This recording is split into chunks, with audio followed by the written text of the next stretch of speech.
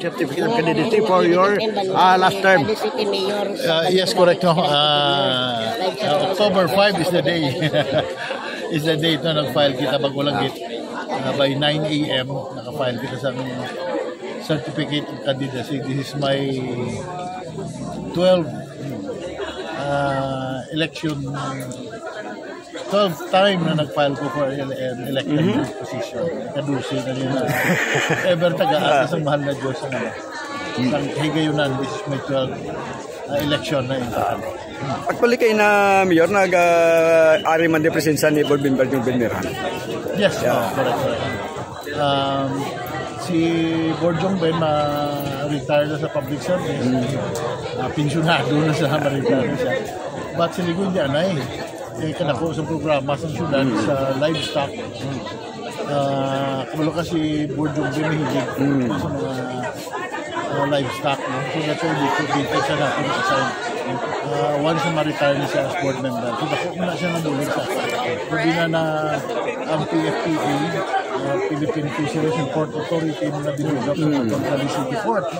I-expand nila. Ang isa ka kondisyon is for the city to provide livestock may gamiton na maagi sa port. Slaughterhouse and everything for storage. So dapat may livestock industry na ma-support. So that's one of the trust na ginahatag natin. Nahimuon natin agad.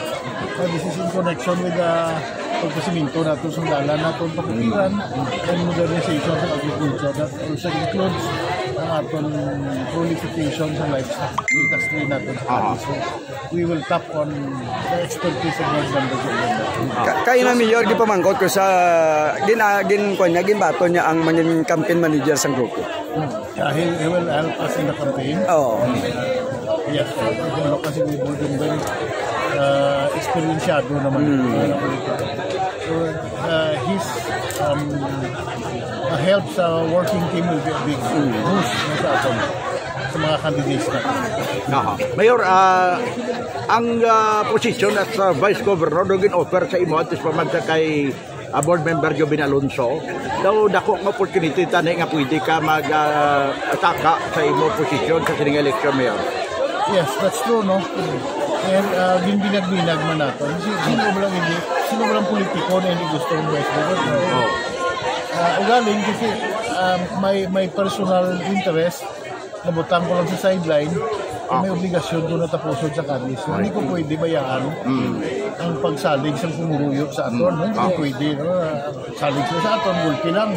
Bayaan mo kay may personal interest na may personal gains na ginalaga. So, hindi pwede. So, nasa siling ko, natapuson natin na yung sinamo.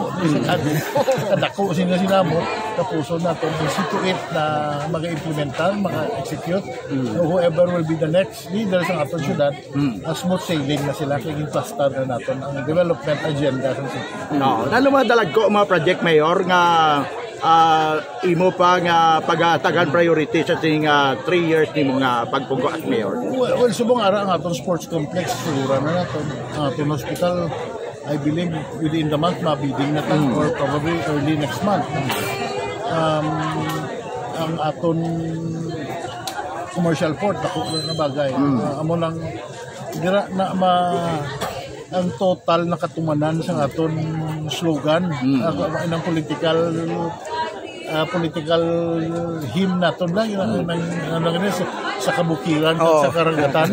So, this will be the end game. Once matapos ni ang promisa naton sa syudad na accomplish na natin. Balita ta mayor, may ara investor masulod sa atong puerto. Yes, kadamo. Mga dugang sila.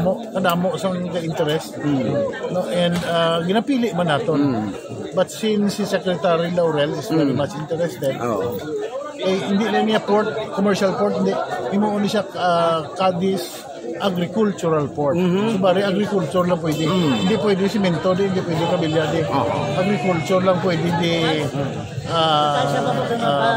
alcohol, pwede molasses, pwede simento pagwa, pwede abono.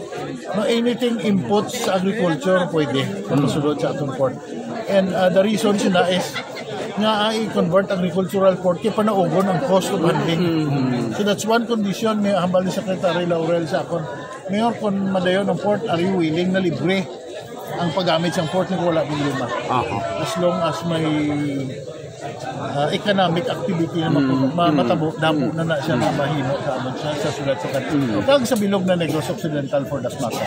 So Mayor, damo ka pamangkot Mayor nga sano ko nung blessingan kag mainugura ang Cadiz Public Market maabre. Well, nagbidding kita ligan lang na adlaw.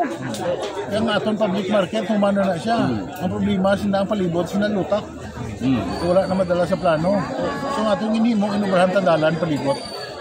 No, para hapos magsulod ka kung guwapo sa patos mo, sulod ka na.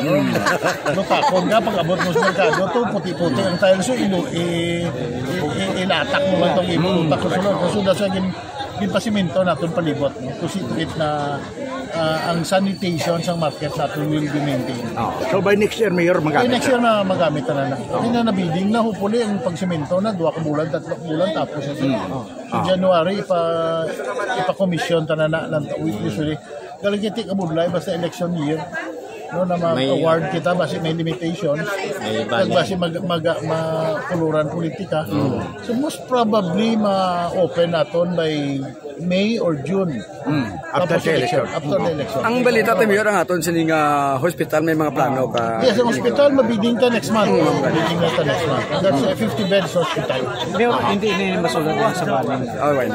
Wala kay basta health, wala baning. Basta health program wala baning. So, ang aton patio, ang aton prisuhan sa ilohon naton dito sa Luwigan, sa Duta, Tatungin Bakal. Brand new na prisuhan na nami mahanayhan. Nami ito kiti bababukid to. Hangin, lapad ang Duta ningin alokita. So makabutang din kita tuya garden, makabutang kita mga tanong-tanong mga aton mga prisuhan. So, Mayor, damo kita dayo sa imo nga ang port na bala diri sa kay former Congressman Bibing Poy nangin unproductive sa malawig na panahon. So gadayaw sila sa imo nga napuslan gid man at last nga nangin Family Boulevard. Well, ina na port, no? Makita na to wala ginahimuan na isang habol ang kapital na sa una mo. Hindi na mapanugay ng istorya. Habol ang kapital na. Daog na. No, pati subong nakita naton pasalamatan naton ng aton mga konsyal. At least napuslan. No, aton mga pulo ka konsyal. Pero tini sila ka perting convincing power ni nila sa akon. Kaya nga may PCL, Philippine Councilors League dito sa Siargao. Siling nila mayor upod bala sa amon.